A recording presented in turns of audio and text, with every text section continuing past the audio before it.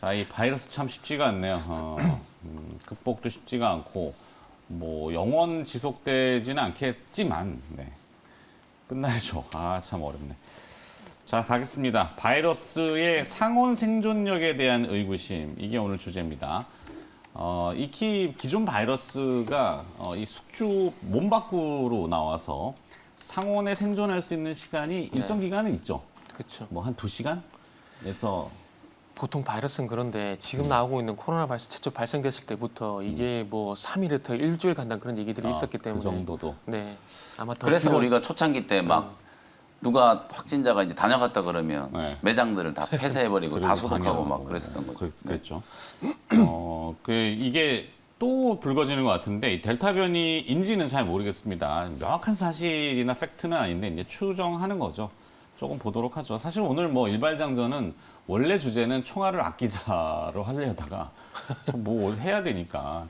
근데 앞서 이제 전문가분 나오셔서 이제 삼성바이오로직스 뭐 YG 플러스 이런 거 얘기하셨는데 그런 게 오히려 좀 또 나을 것 같고 김현민도 기업 하신 거 네. 실적에 근거한 기업들 이런 것들이 차라리 조금 안전판이 있으니까. 근데 이제 오늘 이슈 주제가 있으니까 좀 보도록 하겠습니다. 자, 상온 대물 접촉 전염 감염성. 좀 말이 어렵나요? 청해부대의 집단 감염이 지금 뭐 301명의 승조원 중에 248명, 82% 확진이라고 그러죠.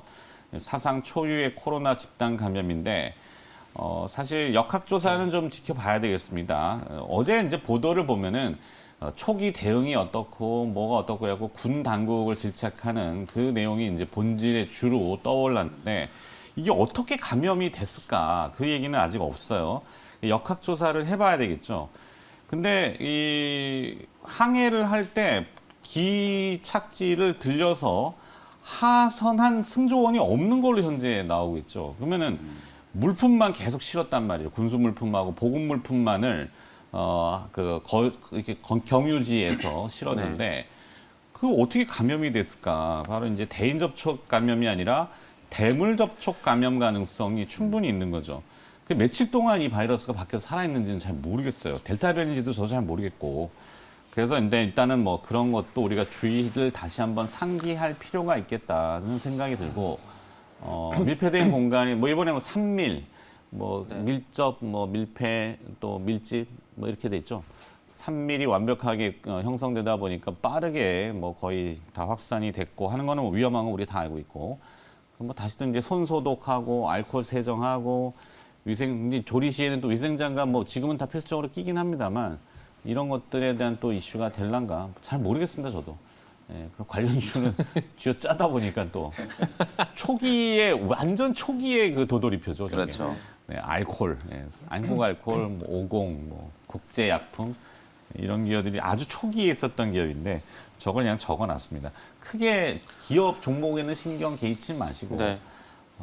자 이제 얘기를 좀 해줘 보시면 좋겠는데. 네. 전문가께서 그 청해부대 미스테리를 좀 분석을 좀 해주시죠. 이게 정말 미스테리인데 이게 웃을 일이 아닌데 진짜로. 웃을 일은 그죠? 아니에요. 사실 네. 어쩌다가 제가 정태근 팀장이 알고 있는 지식을 좀 네. 총동원해서 그래도 조언을 좀 조언은 아니고 일단 뭐 풀어내는 거. 네. 바이러스 전문가, 방역 전문가는 좀 과한 내용이고 그렇게 받아들이시면 안 됩니다. 공인된 그것이 아니기 때문에. 네, 그만큼 연구를 뭐 많이 자본시장 하신다는 전문가고 네. 주식, 증권 전문가지. 네. 자, 바이러스. 알겠습니다. 일단 제가 아는 지식을 총동원을 해서 일단 네. 말씀 드려보도록 하겠습니다. 일단 어쨌든 경로는 분명히 있을 겁니다. 그 안에서 계속해서 그 청해부대 그 군 장병분들이 그 안에만 있지는 않을 거거든요. 네, 뭐 대부분 또 경유지가- 젊은 층 있잖아요. 그러니까요. 군대를 간.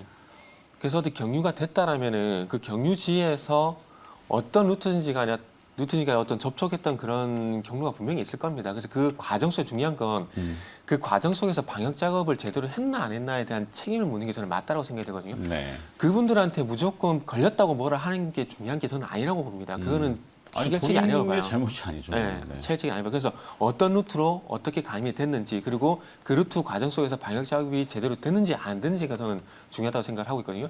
그 작업이 만약에 제대로 되지 않았다라면은 그 과정이 원인이라 봐야 될 것 같고 그 물품들이 들어오게 되면서 그 물품의 바이러스라든 입자들이 남아 있는 상황 속에서 그 방역 작업이 제대로 안 된 상황에서 사람으로 전염이 될 가능성이 있다라고 좀 봐지거든요. 그리고 저는 개인적으로 해군 근무를 한 건 아니지만은 해군 대형 군함에 타보신 분은 아시겠지만 상당히 밀폐가 되어 있습니다. 그 안쪽에 네. 상당히 밀폐가 되어 있어요. 그래서 이게 이제 네. 그 침수를 예방하게 격벽이 네. 굉장히 많잖아요. 그러니까요. 따닥따닥 네. 나눠져 있고 뭐 잠수함 같은 거 우리 네. 영화 보면 더 심하긴 그러니까 하지만 더 그렇잖아요. 네. 거기다가 아시겠지만 거기 숙소 같은 자는 공간 같은 경우도 상당히 좁을 그게 너무나 당연한 일이고 그리고 그 속에서 공기 순환이 그만큼 잘 되냐 안 되냐 그런 것도 환기 중요한데 시스템. 네, 환기 시스템도 중요한데 아마 제가 봤을 때 그런 부분들이 제대로 갖춰지지 않은 상황 속에서 어떤 루트에서 한 사람이 바이러스에 전염됐을 것이고 네. 그 부분이 제가 확산이 됐다라고 좀 보는 게 뭐 한 맞을 것 같아요. 명인지 아니면 네네. 아까 말씀드린 대로 물품에 따른 접촉으로 네네. 뭐 그걸 하역하고 풀어야 될 거 아니에요. 그러니까요. 그런 과정에서 이 감염이 네네. 몇 명이 감염이 됐고 확산은 아마 네네. 그 밀폐된 공간의 공조 시스템과 또 대면 네. 이런 걸로 이제 거의 확산이 된 걸로. 그리고 제가 한 가지 또 아쉬운 말씀을 드리자면은 제가 볼 때는 이 코로나 바이러스를 없애기는 힘들 것 같다는 말씀 좀 드리고 싶어요. 왜냐하면은 이게 어쨌든 감기 바이러스에서 파생이 된 거거든요. 1930년대 이후 1960년대에 들어와서 동물에 감염시키던 동물에게 감기를 전염시키던 코로나 바이러스가 변이가 되게 되면서 이게 사람으로 전염이 되는 그런 바이러스가 발생이 됐고 그러면서 지금까지 7개 바이러스가 발생이 됐었는데 최초의 4개까지는 그렇게 큰 파급 효과가 없었기 때문에 얘기가 없었습니다. 근데 그 이후에 7개 중에서 이후에 발생된 3개가 또 중요한데 그게 사스, 메르스 그리고 지금 말하고 있는 코로나 요 3가지라고 보시면 될 것 같아요. 이 3가지가 결국에는 동물에게 감기를 발생시키는 이 바이러스가 사람에 전염이 되게 되면서 이 바이러스가 문제가 되고 있는 부분들인데 그렇다면은 또 웃긴 건 지금 메르스에 대한 기억은 아마 다 사라졌을 겁니다. 근데 메르스 백신을 아직도 개발을 하고 있는 상황입니다. 네. 그러니까 이 얘기를 왜 드냐면은 이 감기 바이러스가 앞으로도 감기 바이러스가 만약에 정복이 된다라면은 아마 이런 바이러스도 앞으로 파생되지 않을 가능성이 높지만은 그게 아니라 이 감기 바이러스가 없어지지 않는 이상 이 바이러스는 계속 발생될 수밖에 없는데 여기서 또 중요한 부분은 메르스란지 사스 같은 경우는 중요한 건 치사율은 높았지만 전염력이 그렇게 높지가 않았습니다. 네. 변이가 된다고 하더라도 그 전염력이 높지가 않았었고요. 그래서 숙주 관리만 잘하게 되면은 사스란지 메르스 같은 경우에는 금방 진화가 된다라는 거죠. 그러다 보니까 메르스 같은 경우도 6개월 이내에 진화가 됐던 거고요. 그런데 이 코비드-19라고 있는 코로나 바이러스 같은 경우는 이게 야생지와 그리고 말굽박지에서 발생하는 바이러스를 하이브리드해서 만든 유전자 조작으로 만드는 바이러스이기 때문에 이 말굽박지에서 나온 이 바이러스가 전염력이 진짜 상당하다고 합니다. 네. 근데 그 바이러스, 전염력이 높은 바이러스가 또 변이가 되게 되면서 전염력이 더 커지고 있다라는 거죠. 지금 이제 델타 변이가 주종이 되고 있다라고들 나오잖아요. 네. 거기에 이제 표현들은 네. 빈도가 높지는 않지만 람다가 붙었어요. 네네. 네. 그러니까 외신의 그 자본시장을 분석할 때도 이제 변이 바이러스에 대한 우려감이 이제 가격에 반영되고 있다 이렇게 나오고 있고. 네. 근데 거기에 이제 람다 얘기들을 붙이는 네네. 기자들도 있는데 제가 궁금한 거는 의학 전문가한테 물어보는 것처럼 드리는데 람다하고 델타하고 결합이 될 수가 있나? 일단은 그 바이러스 기호 번호를 보게 되면은 이게 람다가 델타에서 파생됐다고 볼 수밖에 없어요. 왜냐하면은 그 델타 변이가 문제가 되고 있는 것이 예전에 말씀드린 리셉터 바인딩 도메인이라는 곳에서 3개의 변이 바이러스가 발생이 되는데 거기에 E452L이라는 돌연변이가 있습니다. 네. 그런데 람다 바이러스에서 발생되는 돌연변이 기호 번호를 보게 되면 E452Q라 그래가지고 어찌 보면 E452L, E452Q 연관성이 있거든요. 네. 그런 측면에서 보게 되면 이게 델타에서 변이가 됐다라고 봐야 되는 거고요. 그리고 애초에 이 코비드-19 바이러스가 문제가 됐던 건 뭐냐면 코비드-19 자체도 문제지만은 이게 계속해서 변이가 된다는 겁니다.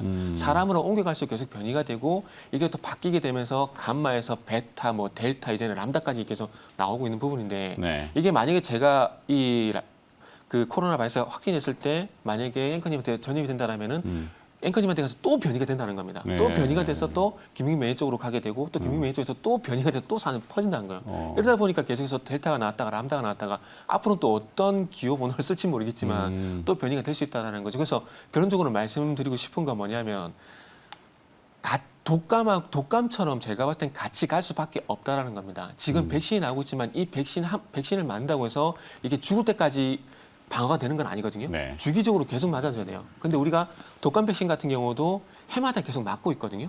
그러니까 똑같다라는 거죠. 그래서 어찌 보면은 저는 개인적으로 그래도 그나마 다행이라고 눈이 말씀드리고 싶은 건 지금 확진자 수만큼 완치자 수도 같이 기울기가 같이 올라가고 있다는 겁니다. 그렇기 때문에 어찌 보면 초기에 발생됐었던 그 치사율만큼의 위험도는 많이 낮아졌다는 거죠. 단지 전염력이 올라가다 보니까 이 부분이 염려가 되는 부분이라는 거죠. 근데 이 바이러스가 만약 이 바이러스 자체만 들어와서 몸에서 면역 세포가 발생되게 되면서 치유가 되는 부분도 있겠지만 만약에 다른 기저질환이 있는 시분 같은 경우는 이 바이러스가 합쳐지게 되면은 독감으로도 사망을 하는 것처럼 네. 이 코로나 바이러스도 사망에 이를 수가 있다라는 거죠. 그래서 최근에 확진자 추이를 보게 되면 확진자 수는 1,600명이지만 사망자 수는 1명이에요. 네. 근데 이 사망자 같은 경우도 코로나 바이러스 자체만으로는 아니고 어떤 기저질환과 합쳐져 가지고 합병증에서 사망이 됐다라는 거죠. 그래서 지금 최근에 보시면 아시겠지만 뉴스를 보시더라도 사망자 관련 뉴스는 안 나와요. 계속해서 질병청에서 브리핑을 하고 있지만은 사망자 몇 명 나왔다는 얘기는 하지 않고 있는 상황에서 확진자 수가 늘어나고 있고 조심해야 된다는 얘기를 하고 있는 거거든요. 네. 그래서 이런 부분들을 봤을 때 저도 너무 확신하는 건 좋지가 않지만은 예전보다 치사율은 낮아졌다는 것이 정말 다행이라 봐야 될 것 같고요. 그리고 지금 이 바이러스에 감염이 되더라도 본인이 이게 코로나 걸린 건가라고 인지를 못한 이유가 감기 증세와 똑같지만은 예전에 코비드19 같은 경우는 미각이라든지 후각을 잃는 그런 합병증도 같이 왔었지만은 지금은 그런 합병증 없이 기존의 감기 증세와 거의 유사하게 전개가 된다는 겁니다. 그래서 지금 또 에어컨은 밑에 있다 보니까 저도 가끔씩 헷갈리는 게 가끔씩 이렇게 저도 몸살 증세 팔에 오거든요. 근데 네. 이게 냉방병인가? 냉방병인가 코로나인가 저도 헷갈려요. 그렇죠, 네, 맞죠? 그렇죠. 저도 헷갈려요. 저도 헷갈려 보니까 한 이틀 있어 볼까 하다 보면 이틀 뒤에 또 없어져요. 네. 그러다 보면 그냥 냉방병이 이렇게 넘어가거든요. 그래서 아마 제가 볼 때는 정말 죄송한 얘기지만은 이 코로나 검사를 더 하게 되면 저는 확진자가 더 나온다고 봐요. 아마 본인이 확진이 됐는데도 무증상이기 무증상? 때문에 네. 모르는 경우도 분명히 있다라는 거죠. 분명히 있겠죠. 네. 그렇기 때문에 지금은 그냥 조금 죄송한 얘기지만은 그 나만 아니면 돼. 그냥 이럴 수밖에 없습니다. 이럴 수밖에 없고 지금 얀센 백신을 맞은 사람들도 지금 화이자인지 모더나를 다시 맞아야 된다는 얘기가 나오고 있거든요. 그렇죠. 그러니까 차라리 지금 화이자에서 경구용 치료제를 개발을 하고 있습니다. 그래서 독감 같은 경우도 A형 독감 같은 경우도 타미플루로 처방을 하잖아요.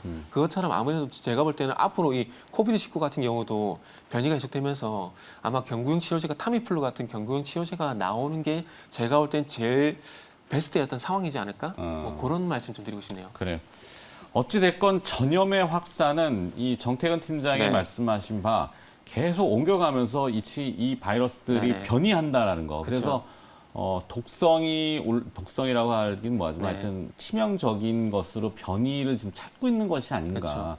그게 만약에 주종이 된다면 치사율이라는 게 올라갈 수 있기 때문에 그리고 최선의 네. 방역은 개인 방역도 중요하지만 백신이 현재로서는 뭐 답이겠네요. 네. 답도 있을 수 있고 이제 치료제도 나와야겠죠. 치료제 나와야 되고 지금 뭐 레키노나주가 델타 변이 그 동물 실험에서 효과가 있다는 얘기가 나왔듯이 여튼 레키노나주도 기대를 해볼 수밖에 없고 지금 경구용 치료제 같은 경우도 화이자가 이제 개발하고 있기 때문에 거기에도 기대를 할 수밖에 없을 것 같아요. 네. 그래서 어찌됐든 이 사람 몸속에 들어갔을 때 다시 말씀드리지만은 그러니까 조금 비약적으로 말씀드리지만은 코로나 자체보다는 이 코로나가 변이된다는 게 정말 이게 정말 리스크고요. 그리고 사람에 들어가서 이게 또 사람 몸속에 들어가서 사람의 어떤 이 유전자에 따라서 또 어떻게 변이가 되느냐, 이 유전자 카드가 또 어떻게 변이가 되느냐, 그게 예측할 수 없다라는 게 제일 가장 무서운 거죠. 네. 네. 김혜민 매니저. 네.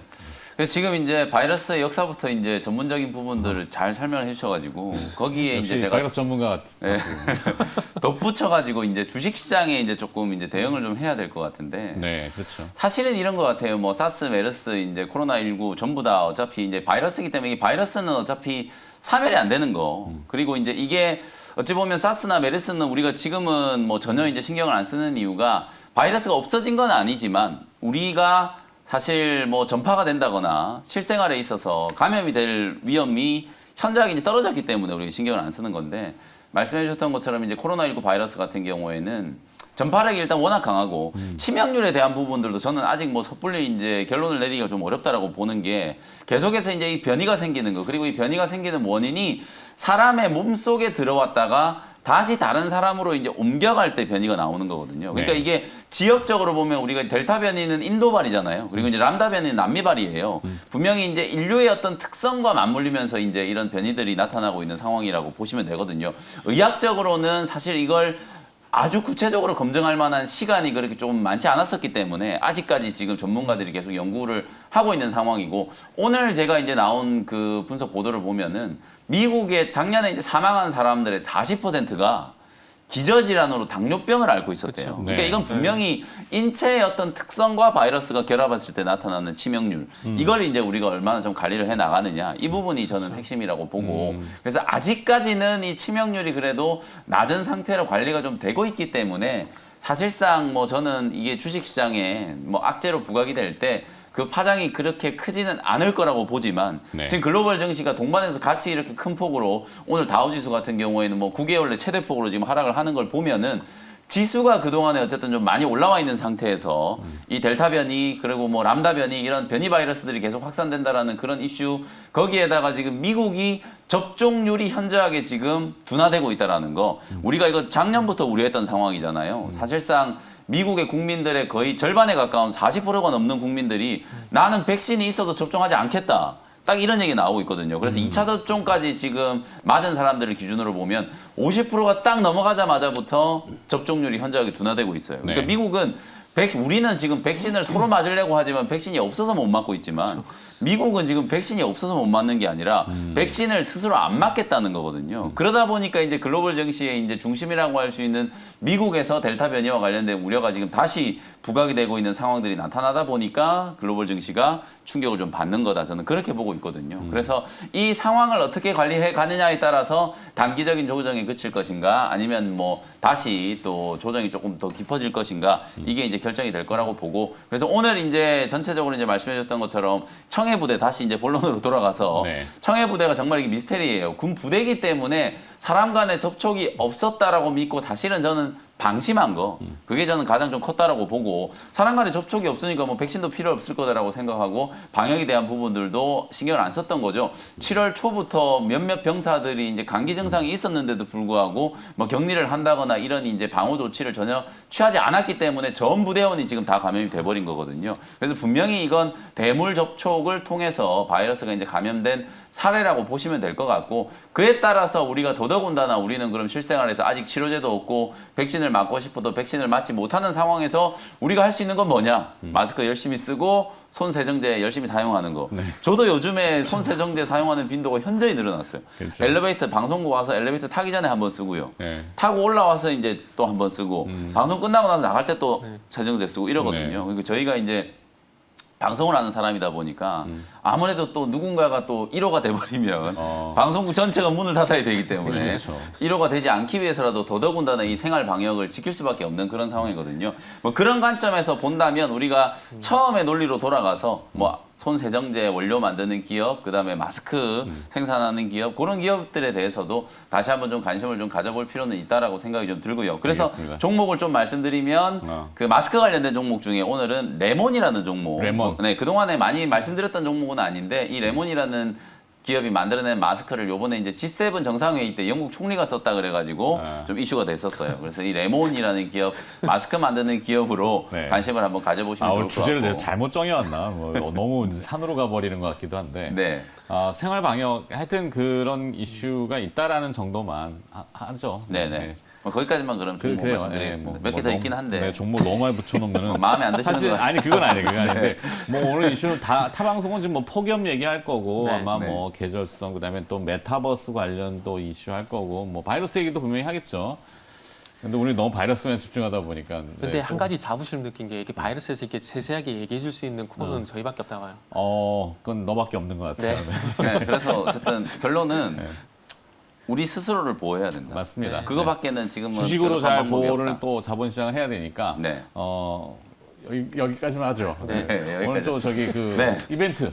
아무래도 이제 장이 조금 오늘 어려울 것 같은데, 이렇게 좀 가볍게 말씀드리는 거는 사실 뭐 시장이 어려운 걸 우리가 이제 한두 번 겪은 게 아니잖아요. N차 네. 팬데믹이 계속 지금 또 회차가 계속 반복되면서 많이 지치시기도 하고, 똑같은 조정에 똑같이 시장이 빠지는 거에 또 조금 뭐 고민을 하고 계시는 분들도 많이 계실 것 같은데, 오늘까지는 조금 힘든 시장이 예상된다. 다만 이제 시장이 또 단기 조정이 끝나고 나면 또 어떤 새로운 이제 주도 섹터가 좀 부각될 수 있는지 그 부분을 우리가 좀 준비해야 되는 시점이기 때문에 오늘 장 끝나고 나서 그에 대한 부분들 다시 한번 좀 설명드리도록 할 테니까요. 오후 4시 온라인 공개 방송에서 다시 인사드리도록 하겠습니다. 네, MBN골드의 김영민 매니저였습니다. 고맙습니다. 네, 감사합니다.